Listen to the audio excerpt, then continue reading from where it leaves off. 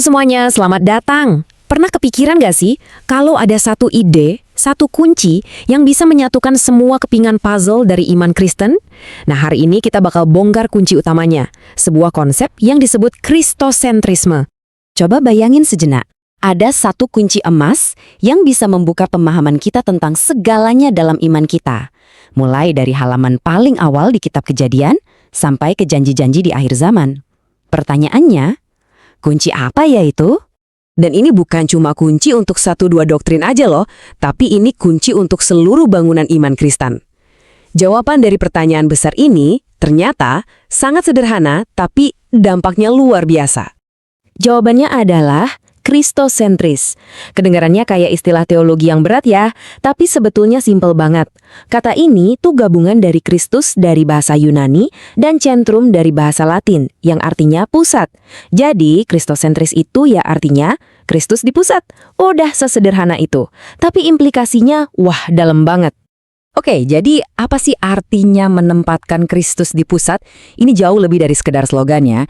Anggap aja ini kayak sebuah lensa khusus atau kacamata yang kita pakai buat melihat segalanya.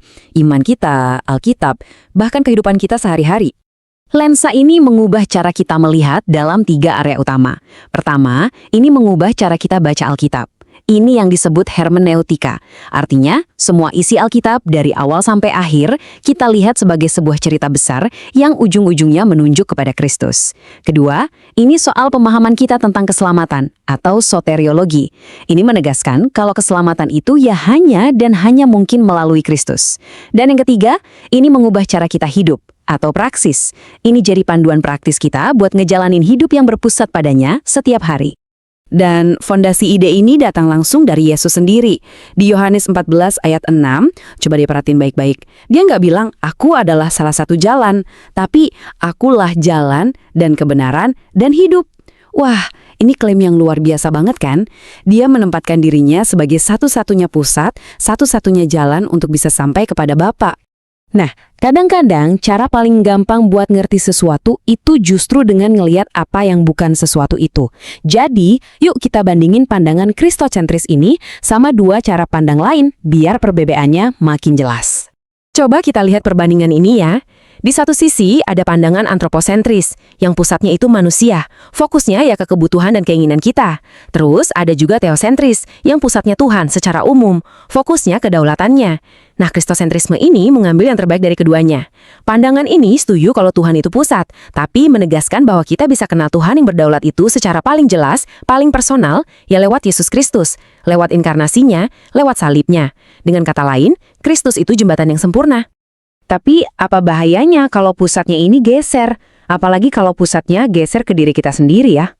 C.S. Lewis ngejelasin ini dengan tajam banget.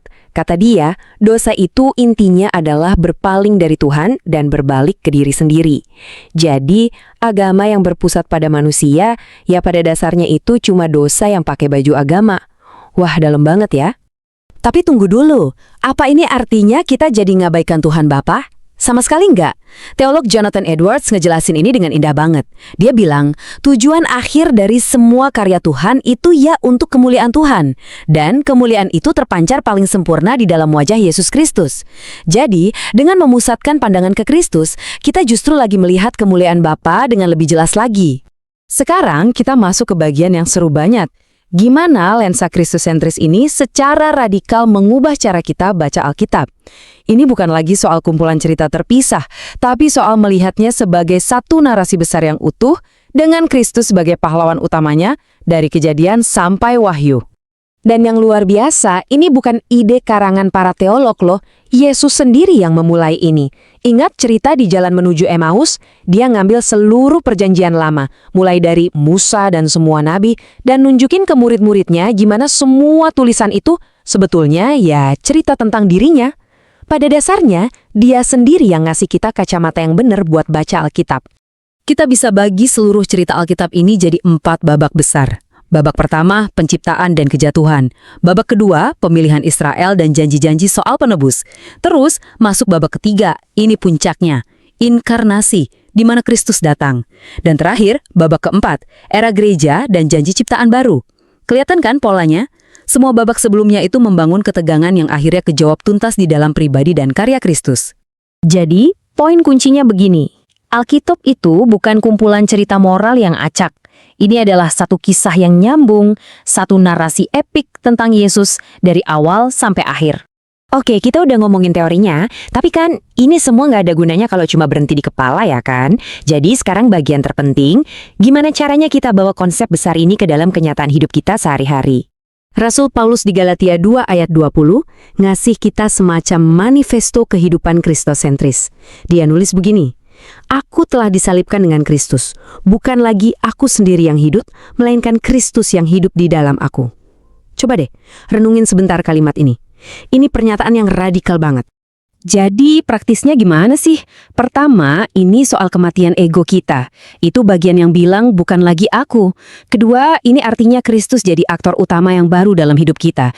Itu bagian yang bilang Kristus yang hidup di dalam aku. Iman jadi bukan lagi sekedar aktivitas mingguan, tapi koneksi harian kita.